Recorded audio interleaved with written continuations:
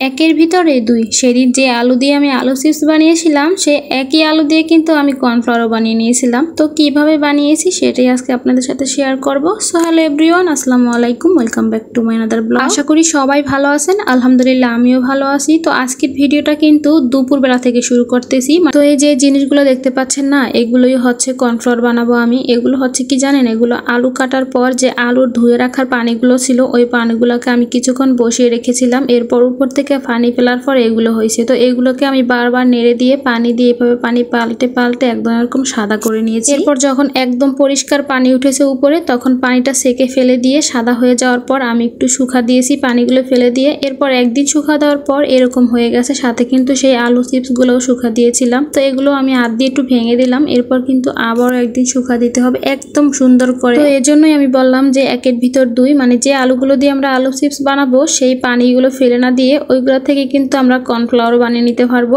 একটা জিনিস দিয়ে দুইটা জিনিস হয়ে গেল একদম বিনা খরচে। কি সুন্দর তাই না? তো এর পরের দিন চিপস গুলো আর একটু শুকা দিলাম আর কর্নফ্লাওয়ার গুলো একটু শুকা দিলাম। তো চিপস গুলো আমি একটা বক্সে ভরে রাখছি একদম মচমতো থাকা অবস্থায়। এরকম রেখে দিলে পরে কিন্তু ভেজে খাওয়া যায়। বর্ষার দিন কিন্তু এই চিপস গুলো ভেজে খেতে অনেক বেশি ভালো লাগে। এখন এই চিপস গুলো আমি বক্সে ভরে রাখছি, পরে অবশ্য আপনাদের ভেজেও দেখাবো, মানে এই ভিডিওর শেষ মুহূর্তে ভেজেও দেখাবো। আগে এগুলোকে বক্সে রেখে দিয়ে আমি কর্নফ্লাওয়ারটা কিভাবে তৈরি করতেছি সেটাই এখন শেয়ার করব আপনাদের সাথে।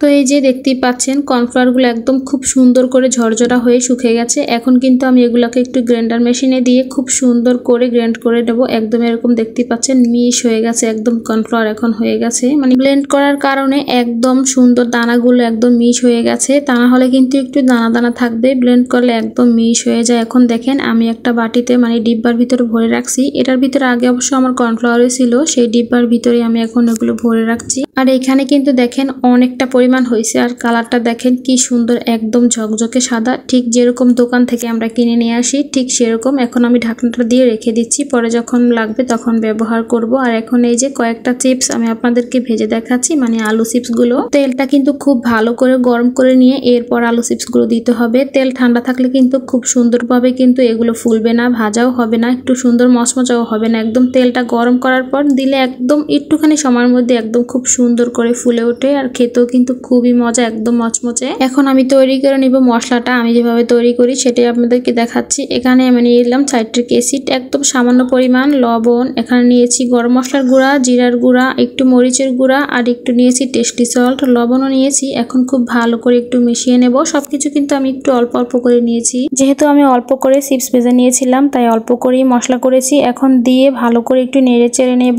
আর এটা কিন্তু খেতে দারুণ লাগে, সাইট্রিক অ্যাসিড দেওয়ার কারণে একটু টক টক ভাব আসে, ভালোই লাগে খেতে। আপনারা যদি একটু বেশি করে চিপস বানান তাহলে একটু মশলা বেশি করে বানিয়ে নেবেন। আর এটা কিন্তু একদম মচমচা হয়, দেখেন খেতে কিন্তু দারুণ। আজকের মতো এ পর্যন্ত শেষ করলাম। সবাই ভালো থাকবেন, আল্লাহ হাফেজ।